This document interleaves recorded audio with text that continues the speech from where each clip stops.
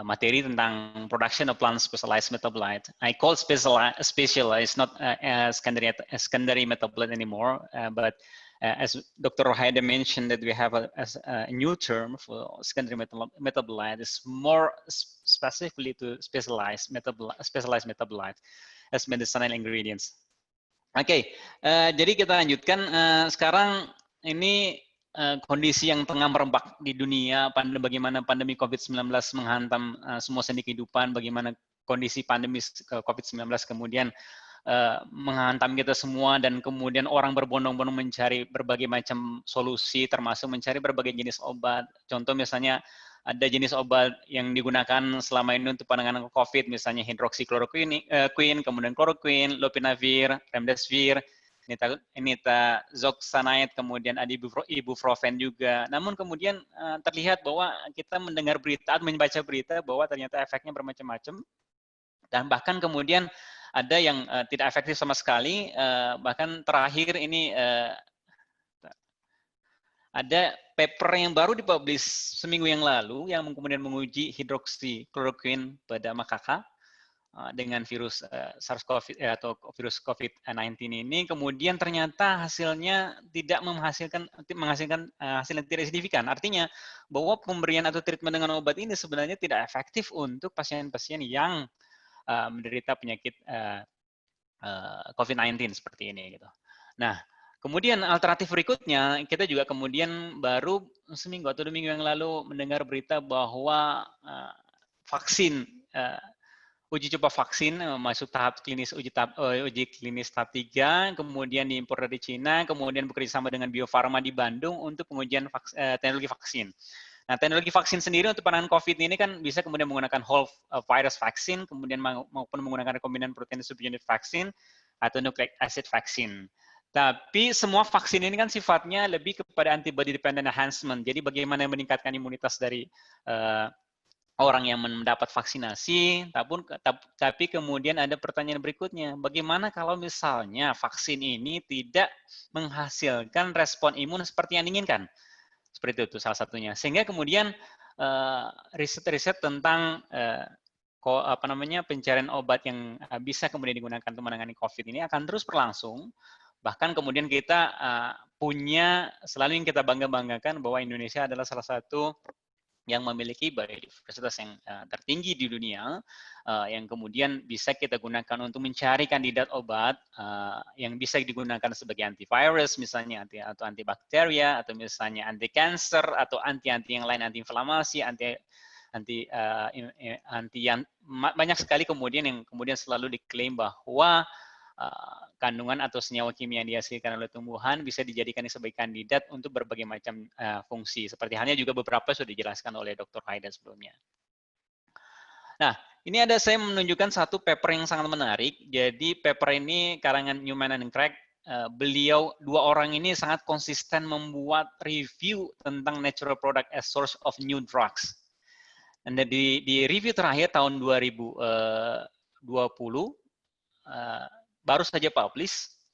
Jadi dia mereview new chemical entities atau obat-obatan yang kemudian dirilis di pasaran sejak tahun 1981 atau sejak saya lahir tepatnya sampai kemudian hingga September 2019. Jadi melist berbagai macam jenis new chemical entities atau misalnya produk-produk yang menjadi atau berasal dari natural products yang kemudian dirilis sebagai obat-obat baru dari tahun 81 sampai 2019. Nah, ternyata yang menarik bahwa 75% dari new chemical entities yang dirilis di pasaran itu berdasarkan dari natural products. Ya, bisa kita lihat di sini ada beberapa kategori dari sekitar 1.881 jenis obat yang beredar di pasaran, yang sintetis itu hanya 24,6% dari seluruh, dari 100%, kemudian dari 1.881 jenis obat yang dirilis di pasaran.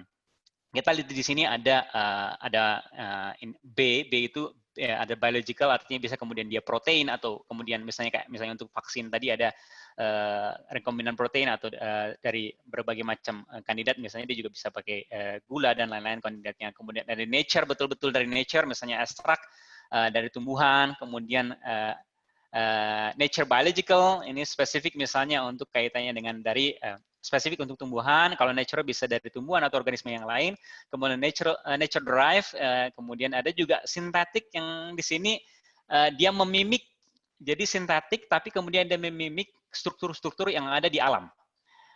Jadi tidak pure sintetik, kalau pure sintetik ada hanya sekitar 25%, sementara yang lain walaupun dia sintetik, tapi kemudian dia memimik apa yang kemudian ada di alam, misalnya struktur-struktur yang kemudian sudah dielusidasi dari suatu organisme tertentu, dan kemudian diketahui memiliki suatu fungsi atau potensi, dan kemudian dibuat sintetiknya. Jadi betul-betul dari uji farmakologi, kemudian dibuat sintetiknya, atau kemudian terakhir adalah vaksin. Itu juga, jadi kalau kita katakan bahwa 75% dari 1881 jenis obat yang dirilis dari tahun 1981 sampai tahun 2019 itu 75%-nya adalah berasal dari alam atau memimik dari jenis atau senyawa yang kemudian ada ditemukan di alam. Nah, kemudian dari beberapa jenis obat itu ada, misalnya tadi juga sudah disebutkan artemisinin itu diintroduksi atau kemudian dikenalkan sejak tahun 1985, kemudian ada paclitaxel yang sebagai anti kanker itu dirilis juga tahun 1993. Kemudian di Indonesia kita juga pernah punya salah satu produk yang sangat terkenal, bahkan pabriknya juga masih ada di Bandung sebenarnya. Sampai sekarang juga Kimia Farma masih memproduksi sebagian, walaupun tidak sebanyak dulu, tablet kina atau senyawa dengan senyawa aktif quinin, ya. Tapi kemudian penemuan quinin sendiri itu sejak tahun 1820 di Peru, di mana mereka mengekstrak senyawa quinin dari kulit kayu dari cincona. Nah, kemudian tahun 2020, ketika kemudian kita mengalami pandemi ini, kita dikagetkan, bukan dikagetkan sih sebenarnya, jadi kita kemudian mendapat berita bahwa Kementerian Pertanian mengklaim atau mempatenkan bahwa minyak kayu putih atau eukaliptus bisa digunakan sebagai anti corona.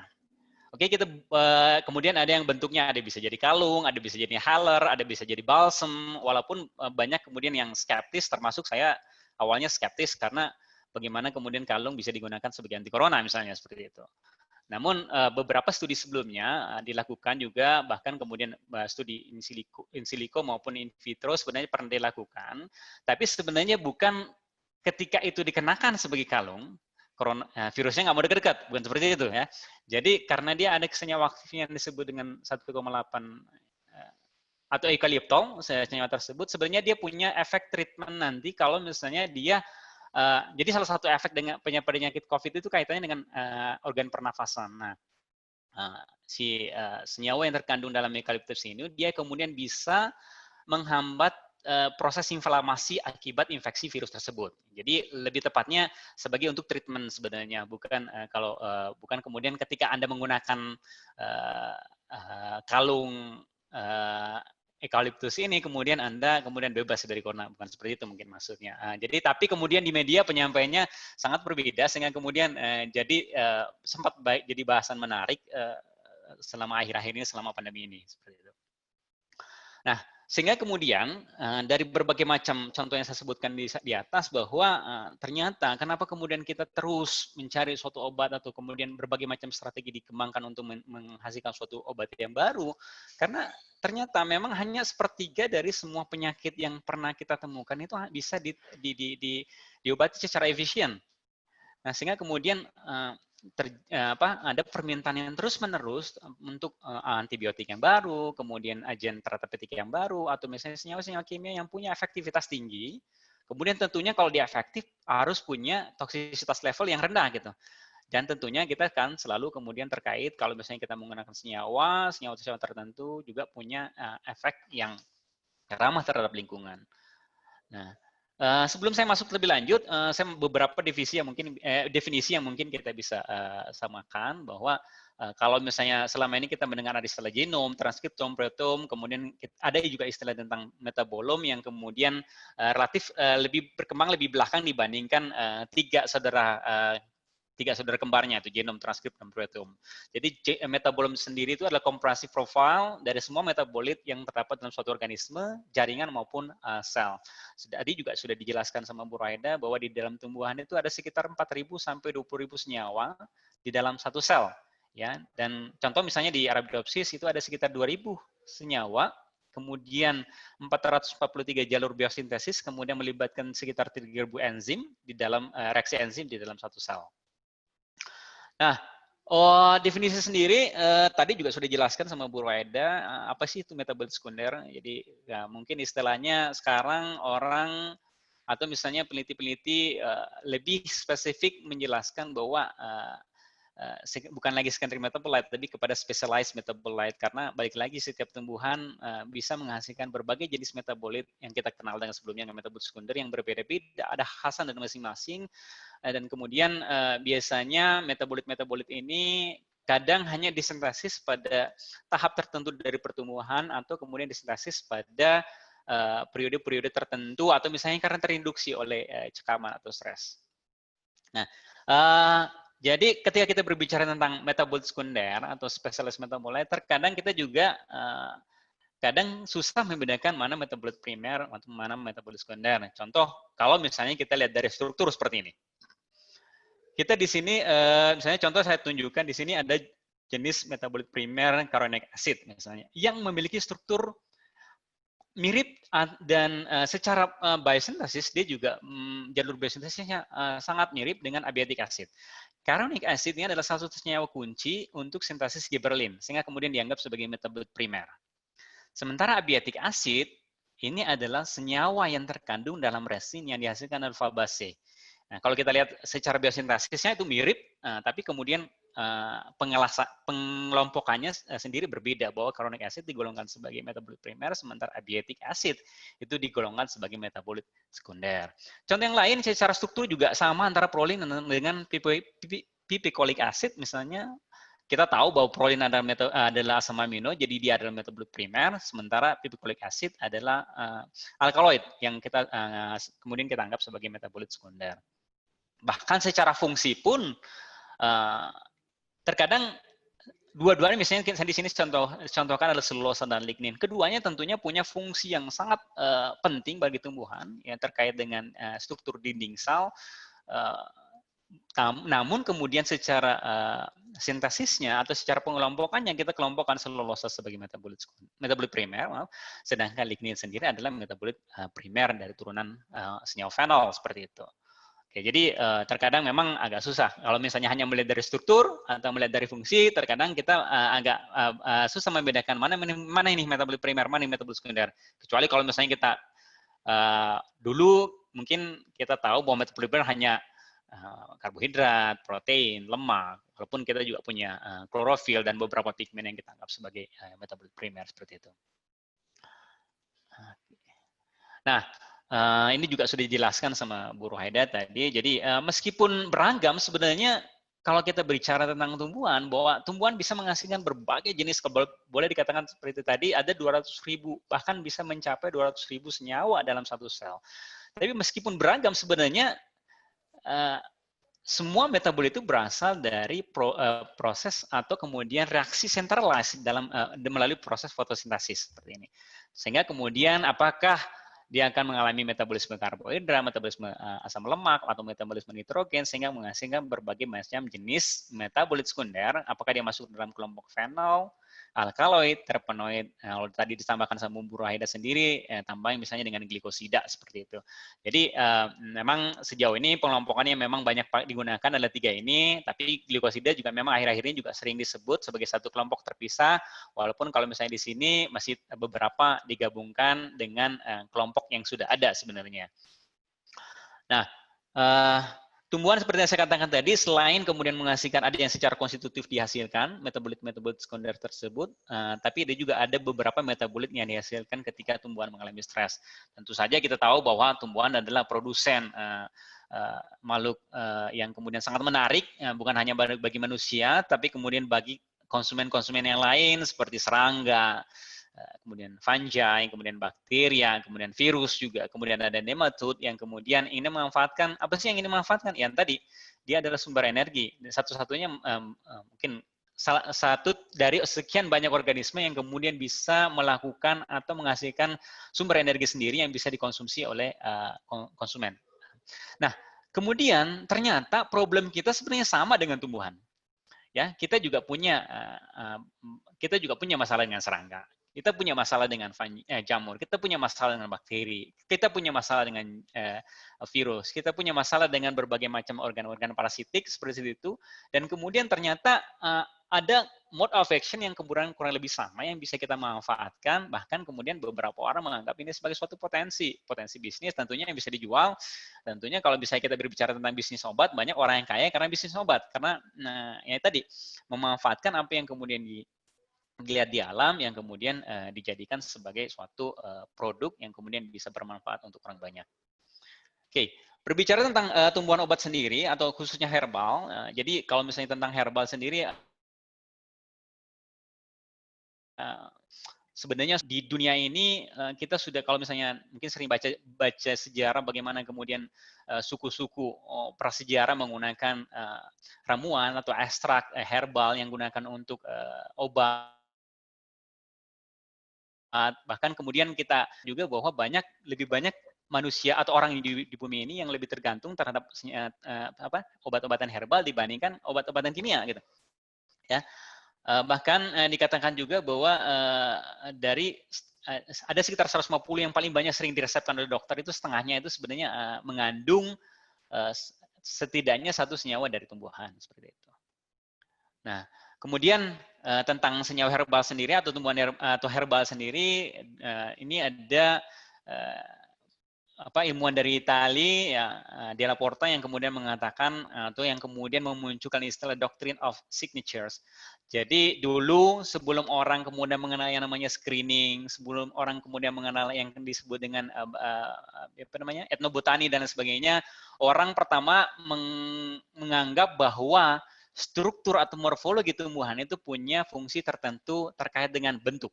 Misalnya contoh, bunga daisy yang memiliki morfologi mirip seperti mata mungkin bisa digunakan untuk mengobati masalah mata atau obat-obatan mata misalnya, atau walnut yang kemudian bentuknya seperti otak mungkin bagus untuk otak, atau misalnya contoh pomegranate atau buah delima ya, buah delima kemudian dia punya bijinya itu mirip seperti gigi, mungkin cocok untuk gigi. Tapi bahkan di beberapa buku ini kalau misalnya kita lihat, bahkan akar serabut pun, saya nggak tahu ya, mungkin karena doktrin seperti itu, akar serabut pun karena bentuknya seperti rambut dikatakan mungkin cocok untuk rambut seperti itu. Walaupun tentunya kita tidak bisa berpatokan semata-mata seperti ini, karena dengan kemajuan ilmuwan yang kita punya, sehingga kita bisa lebih spesifik untuk melihat apa sih manfaat dari tumbuhan ini, apa sih senyawa aktif dari tumbuhan ini yang kemudian kita bisa manfaatkan misalnya.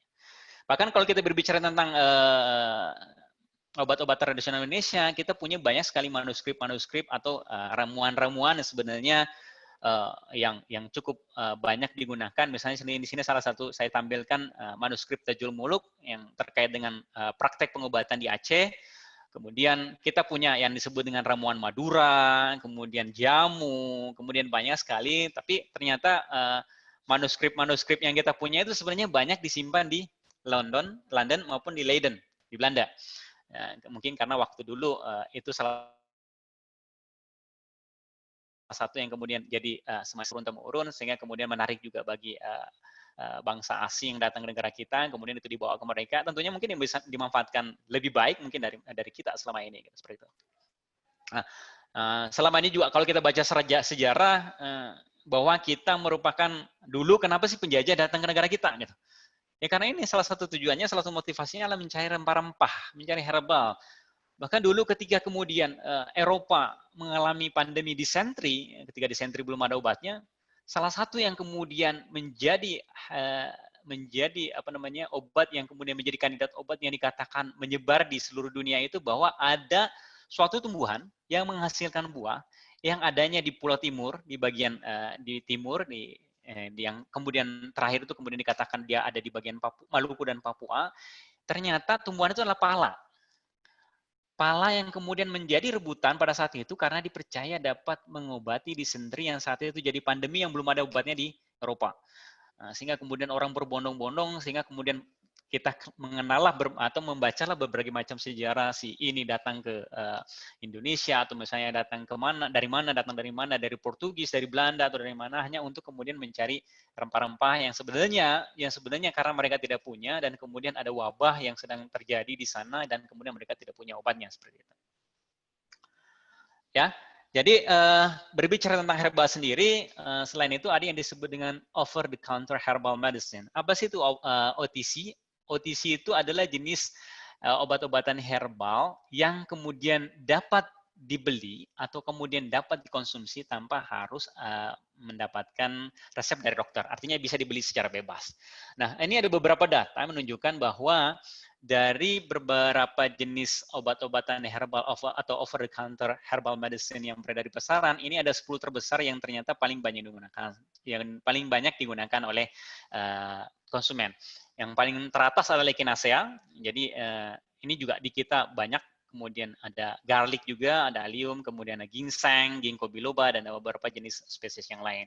Nah, bagaimana di Indonesia? Saya coba melakukan survei kecil-kecilan seminggu kemarin. Saya coba kumpulkan data bagaimana perilaku atau bagaimana konsumsi orang Indonesia terhadap herbal. Nah, saya coba lakukan suatu studi kecil-kecilan secara online dari keyword herbal yang kemudian saya coba masukkan di search engine, dan kemudian saya dapatkan fakta yang menarik bahwa produk teratas yang kemudian paling banyak dipesan oleh konsumen adalah produk untuk pelangsing atau body slam. Dan salah satu ekstrak yang banyak digunakan di situ adalah Centella asiatica atau pegagan. Kemudian nomor 2 adalah Growfat.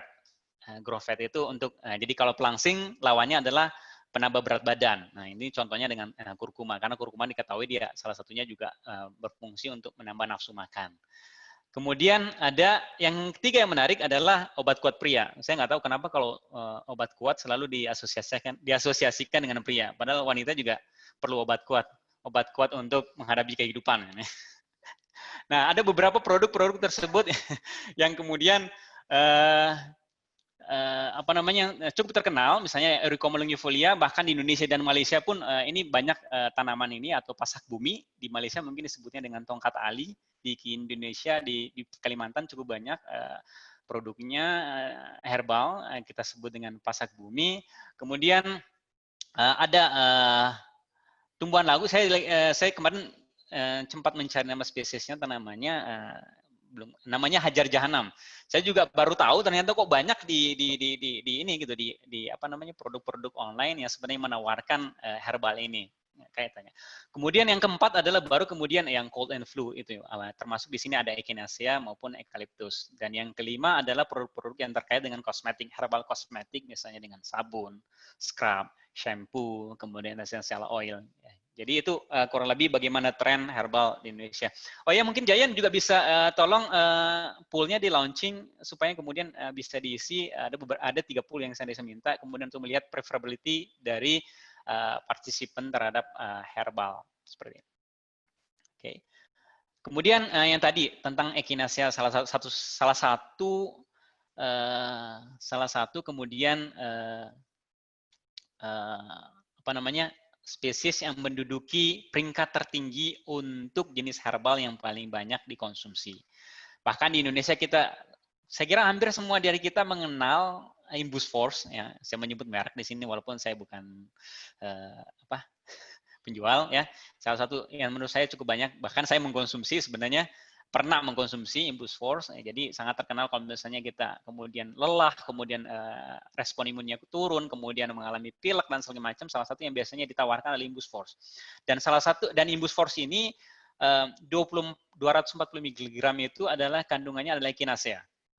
Kemudian ada sekitar 400 gram itu adalah black elderberry. Jadi boleh dikatakan bahwa echinacea ini banyak produk yang lain yang kemudian ternyata diklaim bisa meningkatkan imunitas dari seseorang.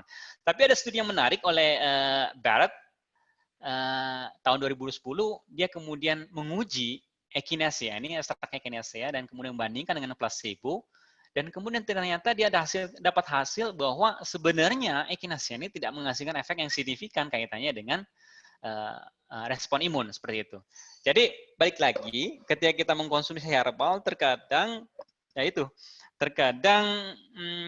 beberapa hal kita masih perlu hati-hati karena klaim itu bisa saja sepihak sebenarnya, dan walaupun sebenarnya terkadang kita juga harus rajin-rajin mengecek bukti-bukti yang lain. Oke, jadi ini ada beberapa polling yang saya dapat. Oke, cukup menarik. Ternyata 56% bahkan jadi lebih banyak mengkonsumsi selain sebenarnya yang yang tadi saya sebutkan ya. Kemudian diikuti oleh kosmetik karena saya grup di situ kosmetik banyak sehingga kemudian banyak mengkonsumsi. Mungkin partisipan kita juga banyakkan perempuan ya, jadi kosmetik cukup tinggi. Kemudian diikuti oleh pelangsing. Nah, ini menarik berarti banyak orang yang masih berharap pelangsing. Kemudian obat kuat 7%, ada berarti. Kemudian penambah berat dan peninggi. Oh ya, salah satu juga yang peninggi juga termasuk kemudian yang paling banyak banyak dicari konsumen di di online untuk kaitannya dengan produk-produk herbal. Oke. Nah, sekarang kalau misalnya tadi kita sudah cerita tentang herbal, nah sekarang pertanyaannya adalah mana yang lebih baik? Apakah kita menggunakan ekstrak tumbuhan atau senyawa murni gitu. Tentunya ada trade-off-nya gitu, ada kelebihan dan kekurangan kalau misalnya kita menggunakan ekstrak tumbuhan. Dalam ini contoh misalnya di kita punya ekstrak ramuan atau jamu dibandingkan dengan menggunakan senyawa murni dari yang diisolasi dari tumbuhan misalnya. Tentunya kalau kita menggunakan tumbuhan ekstrak, tentunya dia tradisional, mudah disiapkan. Kita juga sudah punya badan standarisasi untuk herbal misalnya, yang pasti murah, artinya lebih terjangkau untuk di setiap lapisan karena memang prosesnya lebih mudah sehingga kemudian produknya juga tentunya jauh lebih murah. Dan selain itu dia punya keuntungan lain karena di situ adalah semacam simplisien dan kumpulan berbagai, bahkan kadang ekstraknya pun kadang atau misalnya ramuannya pun terdiri dari berbagai macam jenis tumbuhan sehingga dikatakan bisa memberikan efek yang multifaktorial. Artinya tidak hanya satu efek sebenarnya, bahkan kemudian kalau kita mengkonsumsi ramuan ini ada yang mengklaim bisa kemudian menambah berat badan, sekaligus menambah nafsu makan, sekaligus meningkatkan respon imun, sehingga kemudian banyak fungsi-fungsi yang lain yang bisa didapatkan secara sekaligus. Namun tentunya kalau kita menggunakan plant ekstrak ada masalah yang terjadi karena tadi kalau kita menggunakan plant ekstrak tentunya kita harus memanen apa yang ada di alam. Nah, sekarang kalau misalnya demand-nya jauh lebih tinggi daripada persediaan, tentu ada over harvesting sehingga kemudian nanti juga ada masalah dengan supply. Kemudian tentu yang lain adalah masalah dengan variasi batch to batch. Ini juga bisa jadi masalah karena tadi setiap batch itu tentunya punya kandungan yang bisa jadi berbeda dengan batch yang lain. Karena kan proses penyiapannya juga kan bisa saja berbeda-beda. Nah, bagaimana dengan single compound atau purified compound atau misalnya senyawa murni? Tentunya ya tadi ada bisa dibuktikan secara saintifik, kemudian tentunya murni pure, kemudian safer juga jadi keduanya. Nah, yang kelebihan yang berikutnya adalah karena dia single defined compound, artinya kita tahu bahwa ini mengandung apa gitu. Artinya kita di situ tidak ada zat-zat yang kemudian tidak kita ketahui. Kemudian kalau yang tadi ekstrak plant ada kaitannya dengan over harvesting, tentunya kalau misalnya kita menggunakan single compound, jadi bentuk sintetiknya ini kemudian bisa melindungi atau bisa kemudian mengurangi tekanan yang terdapat di alam sehingga kemudian juga bisa menyediakan supply yang konsisten. Karena tadi bisa kemudian kita produksi tidak hanya dari tumbuhannya, tapi kemudian secara sintetik bisa kita produksi di mikroorganisme, misalnya di bakteri atau misalnya di yeast. Tentunya juga kalau misalnya kita menggunakan single compound, karena kita menggunakan mesin, tentunya dia lebih konsisten karena ada proses lebih terukur, precise, kemudian dosisnya juga precise. Tapi kemudian karena dia melewati proses yang banyak sebenarnya dan melewati proses yang sulit, bahkan kemudian proses preparasinya cukup bertingkat, yang terjadi adalah yang tadi kekurangannya adalah harganya juga jauh lebih mahal dibandingkan kalau kita menggunakan ekstrak dari tumbuhan. Oke, nah tapi dari kemudian sebenarnya apa yang bisa kita manfaatkan? Jadi kita punya pengetahuan terhadap obat-obatan tradisional, kita punya pengetahuan terhadap herbal dan segala macam. Itu tentunya bisa kita kombinasikan. Jadi tidak menegasikan satu sama lain, tapi bisa disaling mensinergikan satu sama lain, bahwa pengetahuan-pengetahuan tradisional tersebut bisa kita manfaatkan dengan menggunakan pendekatan modern, apakah menggunakan metabolomik, kemudian untuk mengidentifikasi senyawa-senyawa yang aktif dari tumbuhan tertentu, atau kemudian menggunakan pendekatan metabolic engineering untuk kemudian meningkatkan produksi maupun diversifikasi dari senyawa yang ada di tanaman tersebut. Jadi tidak hanya meningkatkan ya, bahkan kita sebenarnya bisa merekayasa supaya tumbuhan tersebut menghasilkan senyawa yang berbeda dari yang sebelumnya dihasilkan. Jadi ada diversifikasi selain dari peningkatan. Nah, saya tampilkan satu studi kasus, jadi satu senyawa saponin. Jadi saya studi atau penelitian saya dari S3 sampai sekarang masih tentang saponin, juga masih saya terus kembangkan. Ini salah satu senyawa yang menurut saya a powerful antivirus. Kenapa a powerful antivirus? Karena secara struktur dia memiliki aglikon, dalam ini backbone triterpene, yang sifatnya non-polar karena dia adalah senyawa fatty acid, turunan fatty acid. Kemudian dia punya gugus yang bersifat polar. Ya, ada gugus gula yang bersifat polar. Apa kelebihannya? Sehingga kemudian dia bisa bersifat amfifatik. Artinya dia punya gugus yang hidrofobik maupun yang hidrofilik. Sehingga kemudian yang kita kenal, ya, muncullah sabun. Jadi saponin itu berasal dari bahasa Latin artinya sapo, yang kita artikan sebagai soap, arti sabun. Kenapa saya bilang powerful antivirus? Karena itu yang terjadi sekarang. Rajin-rajinlah mencuci tangan dengan sabun. Kenapa? Karena ya tadi sabun kemudian bisa digunakan untuk mendestruksi struktur dari virus. Ya, oke, pulling, oke, oke. Nah, biosintesis saponin juga menarik karena apa gitu? Karena kita bisa mempelajari sekaligus regulasi antara metabolit primer dan metabolit sekunder. Karena kalau kita lihat dari proses biosintesis, ya, untuk menghasilkan saponin dia melewati jalur yang sama untuk menghasilkan sterol yang kita anggap atau kita kategorikan sebagai metabolit primer, dan di sini ada percabangan dari satu prekursor dia dengan enzim yang berbeda, dia bisa menghasilkan produk yang berbeda, di mana produk yang kiri dia menghasilkan sterol yang kita gunakan sebagai untuk komponen membran sel misalnya, atau di yang sebelah kanan dia menghasilkan beta amirin dan kemudian mengalami diversifikasi struktur dengan bantuan cytochrome P450 ataupun misalnya dengan glucosyl transferase, sehingga kemudian menghasilkan senyawa saponin dengan aglikon atau backbone berupa triterpene dengan kemudian senyawa oksida atau oksigen di beberapa cincin struktur tersebut, plus gugus gula yang kemudian terjadi karena reaksi glucosyl transferase, sehingga kemudian menghasilkan saponin. Nah, beberapa mode of action-nya, misalnya contoh di sini, kalau kita misalnya punya struktur saponin, karena dia bersifat amfifatik, artinya punya sisi yang hidrofob maupun hidrofilik.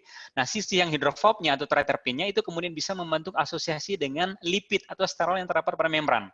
Apa yang terjadi kemudian dengan ketika kemudian terjadi kondisi seperti ini, yang tadi dia bisa kemudian membentuk atau membuat kebocoran pada suatu membran.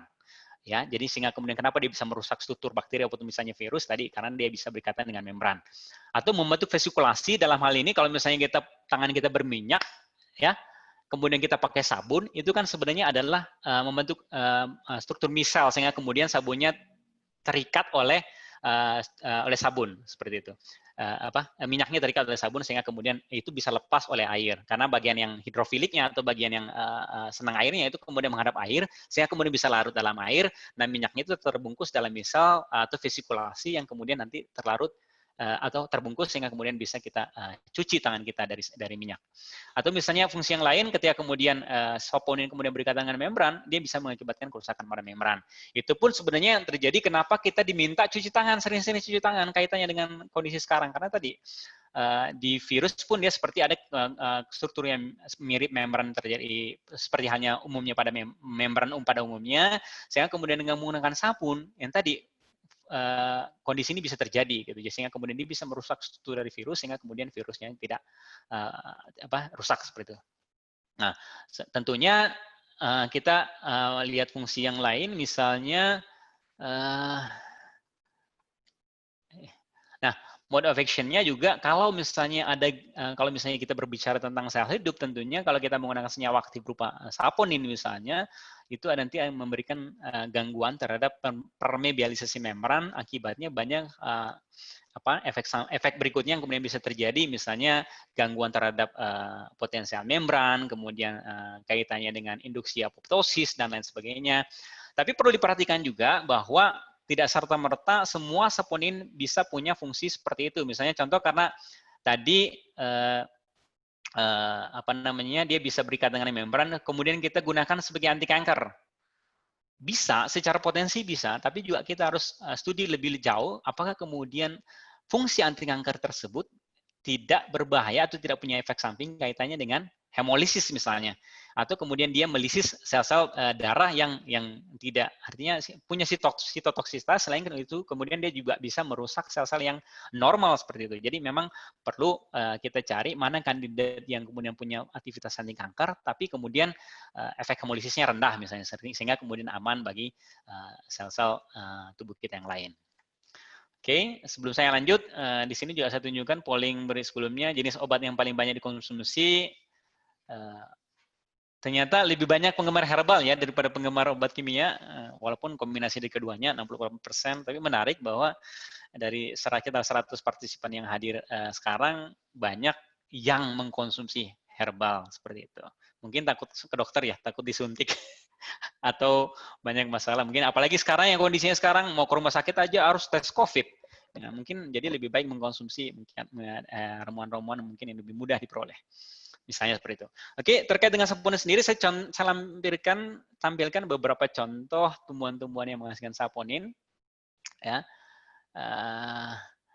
di sini kita sangat kenal dengan Panax ginseng ya, yang menghasilkan ginsenoside, tipe saponin tipe damaran. Kemudian di sini diklaim bahwa dia mampu meningkatkan kesehatan atau performa mental maupun fisik ya.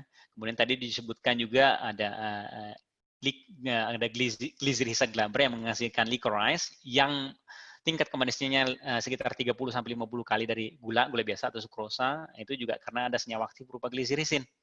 Ya, yang backbone-nya adalah tipe yang dari beta amirin tadi. Nah, kemudian ada senyawa lain, ada tumbuhan yang lain, misalnya Tribulus terrestris. Ini yang steroidal saponin. Ini kalau kita lihat gambarnya, mungkin Bapak Ibu langsung tahu pasti obat kuat pria misalnya seperti itu. Balik lagi. Kemudian ada tumbuhan lain yang juga paling banyak, yang menurut saya paling banyak dipakai, Nigella sativa. Bahkan di sini dikatakan, di sini klaim sweet sunnah karena ada cerita bahwa salah satu yang paling banyak digunakan oleh Rasul untuk kemudian mengobati berbagai macam jenis penyakit misalnya, atau istilah umumnya habatus sauda. Mungkin banyak Bapak Ibu juga sudah tahu banyak tentang habatus sauda, jadi nama latinnya Nigella sativa. Dia juga mengandung saponin ya, seperti itu. Nah, selain kaitannya dengan obat, herbal, dan segala macam, salah satu riset yang saya kembangkan di laboratorium adalah ternyata saponin, ya tadi karena fungsinya banyak, mode of action-nya juga kaitannya dengan membran dan lain-lain, hemolisis dan lain-lain, ternyata kita juga selain untuk obat, saponin juga bisa dimanfaatkan untuk yang lain. Bahkan sebenarnya bisa digunakan sebagai bisa digunakan sebagai insektisida, molluscicida, atau misalnya fungsi-fungsi yang lain. Nih di sini saya mengembangkan saponin secara ekstrak dari Phylicium decipiens, salah satu yang paling banyak di Bandung, di Jawa Barat terutama, tanamannya cukup banyak dan kemudian dikenal menghasilkan banyak busa. Oh ya, jadi saponin itu ciri khasnya atau lebih mudah untuk mengenali apakah tumbuhan menghasilkan saponin, coba diremas, mau bagian apanya pun. Jadi ketika dia dikocok di air yang menghasilkan busa, itu pasti ada saponinnya. Ya, jadi banyak tanaman yang sebenarnya menghasilkan saponin. Nah, kita coba ekstrak dan kemudian kita coba jadikan sebagai produk walaupun bentuknya bubuk seperti ini. Jadi selama ini ada masalah dengan tambak udang. Jadi praktisi tambak udang itu biasanya sebelum menebar udang, mereka disinfeksi dulu tambaknya dengan menggunakan saponin. Biasanya saponin tersebut impor dari China. Namun kemudian karena kebijakan impor dibatasi, mereka mencari alternatif bagaimana cara mendisinfeksi tambak dengan atau misalnya saponin yang lain gitu. Nah, dari situ kemudian kita coba cari alternatif dan kita bisa menemukan bahwa dengan proses ekstraksi yang kita lakukan, kita bisa menghasilkan produk yang saponin konten total ya, lebih dari 90%, dan kelarutan dalam air sekitar 80%, dengan konsentrasi 15 gram per liter. Kemudian dosisnya bisa kita sekitar 15-20 mg per liter untuk tambak udang yang memiliki salintas 15-20 ppt. Sehingga kemudian sangat efektif karena kalau bisa bayangkan kalau misalnya di tambak udang itu misalnya sekitar 2.000 liter. Sehingga kita hanya membutuhkan sekitar 3 gram dari bubuk ini untuk satu tambak misalnya diaplikasikan. Kenapa perlu diaplikasikan sebelum menebarkan ke tambak? Karena salah satu hama di tambak udang itu adalah ikan. Contoh di sini ada ikan gurame. Nah, dengan aplikasi saponin bisa membunuh ikan tersebut atau ikan kecil yang bisa memakan udang. Itu karena dia bisa mengakibatkan efek hemolysis pada udang. Tapi saponin aman untuk udang karena nanti ini pengetahuan yang lain bahwa jenis darah dari udang dan ikan itu berbeda sehingga kemudian saponin itu bisa merusak, bisa mengakibatkan hemolisis pada ikan dan tidak pada udang. Oke, kemudian saya lanjut. Nah, tadi juga sudah dijelaskan sama Dr. Aida bagaimana kemudian kita bisa melakukan berbagai macam strategi. Contohnya di sini bagaimana kita menerapkan rekayasa metabolit atau metabolic engineering untuk meningkatkan suatu senyawa, produksi suatu senyawa atau membuat senyawa yang baru misalnya. Jadi tentunya kalau misalnya kita udah main lebih dalam menggunakan strategi bioteknologi, tentunya kita butuh pengetahuan tentang jalur biosintesis dari suatu senyawa target. Nah, kalau kita sudah tahu, tentunya kita tahu apakah jalur biosintesis tersebut bercabang atau hanya satu atau linear atau misalnya ada senyawa lain yang terpengaruhi. Tentunya bisa kita gunakan pendekatan misalnya kita bisa memblok suatu jalur biosintesis tertentu dengan menggunakan gene silencing misalnya, atau kita bisa meningkatkan produksi dari senyawa target dengan meningkatkan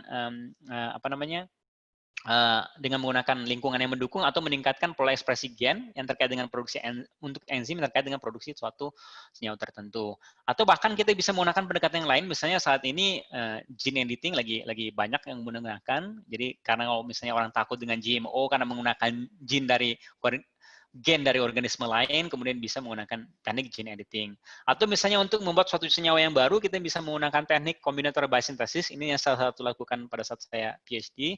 Jadi bagaimana kemudian kita memindahkan suatu jalur biosintesis dari suatu tumbuhan ke tumbuhan yang lain dengan prekursor yang kurang lebih sama, tapi karena enzimnya berbeda, sehingga kemudian dia bisa menghasilkan senyawa dengan gugus yang berbeda. Tentunya kalau ada senyawa dengan gugus kimia yang berbeda, dia bisa menghasilkan efek atau bisa menghasilkan atau punya potensi farmakologi yang bisa berbeda. Selain yang tadi juga bisa disebutkan kalau misalnya kita menggunakan kultur in vitro juga bisa menggunakan elisitasi. Bahkan saya juga pernah menggunakan teknik poliploidisasi bahwa ternyata teknik ini juga bisa digunakan untuk bisa menghasilkan suatu senyawa yang baru atau meningkatkan produksi senyawa yang baru. Kenapa? Karena pada poliploidisasi ini kita kemudian mengubah set dari genom yang tadinya misalnya 2N jadi tetraploid misalnya, jadi kemudian ada doubling dosis dari genom tersebut sehingga kemudian ada proses pengaturan lagi dalam organisme tersebut sehingga tadi konsekuensinya bisa menghasilkan peningkatan dari suatu senyawa. Kalau misalnya selama ini kalau kita berbicara tentang poliploidisasi selalu kaitannya analoginya dengan yang tadi ukurannya kecil kemudian karena dia poliploidisasi ukurannya jadi besar 2 kali lipatnya. Itu salah satunya. Tapi kalau kita berbicara lebih dalam senyawa metabolit pun kurang lebih seperti itu. Jadi bisa dia meningkat atau bisa menghasilkan suatu senyawa yang baru. Seperti itu. Nah, kemudian ada penelitian juga yang lain, bagaimana kemudian menghasilkan senyawa tertentu dalam jumlah banyak dengan menggunakan sistem tumbuhan. Kalau tadi diceritakan Bu Raida kan banyak kan biosintetik, biologi sintetik yang menggunakan bakteri maupun yeast. Nah, ini contoh salah satu yang digunakan oleh peneliti di Inggris dengan menggunakan glikon dari saponin yaitu beta amirin. Jadi beta amirin senyawa yang kemudian senyawa antara sebelum dia menghasilkan produk saponin, dia juga punya aktivitas farmakimia yaitu sebagai antinosisatif, dan kemudian antiinflamatori. Nah, apa yang dia lakukan adalah dia menggunakan kontanen bentamiana, itu salah satu jenis tanaman yang paling banyak kita gunakan di lab untuk tanaman model dan segala macam, yang kemudian dia celupkan dia kemudian transformasi dengan agrobakterium, suspensi agrobakterium yang mengandung atau yang membawa gen beta amirin dari Avena, dari tanaman monokotil. Dan kemudian dengan menggunakan marker berupa GFP, diamati mana yang kemudian mengoverekspresi gen untuk beta amirin sintase tersebut. Nah, dari situ kemudian dihasilkan. Jadi sistemnya disebut transient. Transient itu karena ekspresinya sementara, kita bisa lihat ekspresinya dalam 1 hari, bahkan sampai 5 hari masih cukup jelas. Dan kemudian dari situ ada peningkatan ekspresi dari gen beta amirin sintase, sehingga kemudian produknya berupa beta amirin juga diharapkan meningkat, yang kemudian bisa diekstrak dan diisolasi. Jadi lebih cepat menghasilkan. Yang tadinya mungkin kuantitasnya sangat sedikit, bahkan bisa saja tidak terdeteksi. Kemudian dengan menggunakan pendekatan bioteknologi seperti itu, dia bisa tingkatkan produksinya sampai bisa menghasilkan 1 gram misalnya dari satu tanaman, misalnya cukup banyak. Jadi selama ini harga beta amirin sendiri itu per 20 mg itu sekitar $200 Singapura. Sekarang kalau misalnya dia bisa menghasilkan 1 gram itu cukup banyak berarti. Oke, jadi apa yang kemudian tadi dari apa yang saya sampaikan sebenarnya banyak hal yang bisa kita ambil manfaatnya, bahwa dengan penggunaan traditional medicine misalnya yang punya kita pengetahuan yang kita punya sekarang, herbal, dan kemudian ada kecenderungan untuk back to nature sehingga kemudian tidak mau menyentuh obat kimia. Pada saya sudah bandingkan tadi apa manfaat kalau misalnya menggunakan herbal dengan single compound atau private compound, ada kelebihan dan kekurangannya memang. Kemudian kalau misalnya orang sekarang cenderung karena susah ke dokter, sehingga kemudian orang menggunakan traditional medicine, bagaimana dimanfaatkan, apakah bisa langsung ke konsumen atau lewat praktisi kesehatan, misalnya dokter atau misalnya dan lain-lain. Bahkan misalnya pengetahuan tersebut bisa kita gunakan untuk identifikasi senyawa-senyawa bioaktif yang cukup yang kita identifikasi selanjutnya untuk menghasilkan suatu obat baru. Atau tadi bisa menggunakan screening. Banyak sekali kalau kita berbicara potensi, banyak sekali potensi-potensi tanaman yang belum tergarap. Kemudian bisa juga kita gunakan screening untuk bioaktivitas sehingga kemudian bisa kita tahu potensinya seperti apa. Oke, jadi sebagai penutup, kita tahu bahwa tumbuhan menghasilkan banyak sekali senyawa kimia yang bisa bermanfaat untuk kesehatan. Namun demikian, pendekatan tradisional modern itu supaya tidak saling menegasikan, tapi saling mensinergikan satu sama lain, sehingga kita kemudian bisa memaksimalkan penemuan senyawa-senyawa yang bisa bermanfaat sebagai obat. Sebagai penutup, silakan cek website. Banyak hal yang belum saya ceritakan di sini. Misalnya contoh Bu Roeda juga mengerjakan gaharu, saya juga mengerjakan gaharu, jadi artificial induction sampai comic study juga mulai saya garap. Kemudian tadi kaitan dengan tissue culture dan lain-lain, itu juga ada. Jadi intinya, mari kita berprinsip seperti tumbuhan, jadi tumbuh, berkembang, dan bermanfaat. Terima kasih. Saya kembalikan ke moderator.